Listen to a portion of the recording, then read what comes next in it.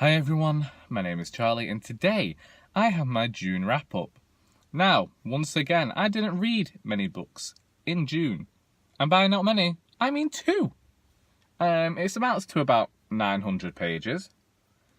So, let's just get started. The first book that I read, I won't be giving much of a review to because it is Wave Me Goodbye by Jacqueline Wilson. And I have got a full review of this book. I buddy read it with Anthony of Anthony Andrews, so you should probably go and watch my video and watch his video and see our differing opinions. Personally, I think that I should have left Jacqueline Wilson in the past, in my childhood, where she belongs. But, as always, I am grateful for the buddy reading experience, and should anybody, booktubers primarily, wish to buddy read a book with me, then do feel free to get in touch. However, please, I don't know. Next, I read the book of Strange New Things by Michel Faber, and this was, I think I would swear, but let's try and keep it nice, a disappointing cluster blank of a book. I don't even know where to begin with this book. I honestly do not. This book follows a man, I think his name's Peter, I think it is, who endeavours as this priest to go to another planet called Oasis, not the terrible band, endeavours to go to this planet and teach them the Bible, the book of strange new things. For the first 300 pages of this book, I thought it might be going somewhere. I enjoyed reading about Peter's journey, where he had come from, and as he tried to teach these Oasans the Bible and build communities with them.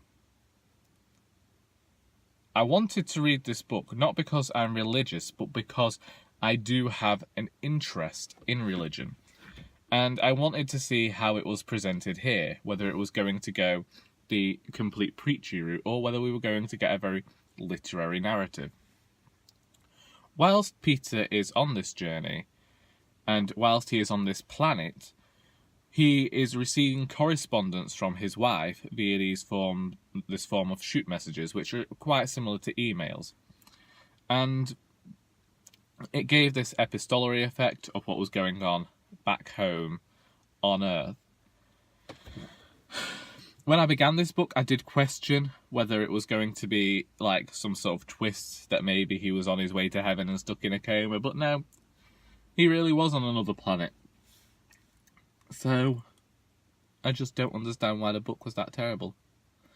Because those first 300 pages establish a slow narrative of Peter and his teachings, and in the beginning, there is this underlying conspiracy that things might not be as they should. And there is something going on with medicines for the Oasans, and there's this kind of almost darker narrative about not believing and the Oasans dying. And I kept thinking it was going to be some big conspiracy related to that. And it didn't give you any answers.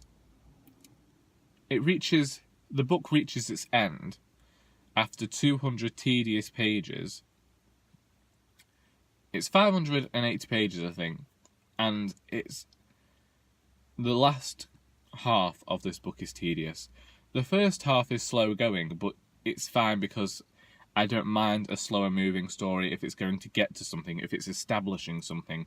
But this book didn't answer any questions. It just decided to give us this narrative and throw it at us and say, well, I wrote it.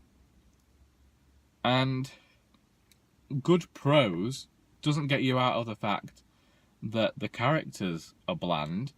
They are archetypes that we have seen before. The characters behave in fashions that we have seen so many people in books and literature behave before. And I hated the way that Peter looked at women. And there was something about looking at somebody's self-harm scars as being beautiful and how she wanted, and it just went into his opinion of what must be going on in this woman's psyche, and he was establishing her character and not allowing her to create her own character. And like, I don't mind women in fiction crying. I understand creating a strong narrative of a strong character of a woman means being fully rounded, but reducing a character to her only emotional moments being tears when the majority of the book she's being angry does really just give us a very one-sided view of this person. And I know that not always in literature there is time to go into all of the areas and nuances of a person's like mind and character, but when the characters within this book are so limited anyway to Peter, his wife, and this other character, his wife isn't even on the planet, so we can almost forget about her until we receive her messages. But this third character, this woman, just is there to be some sort of temptation. And I've seen people mention on Goodreads, after going and watching this review, how this actually follows one of the stories in the Bible. But I didn't need to know that I didn't like the book.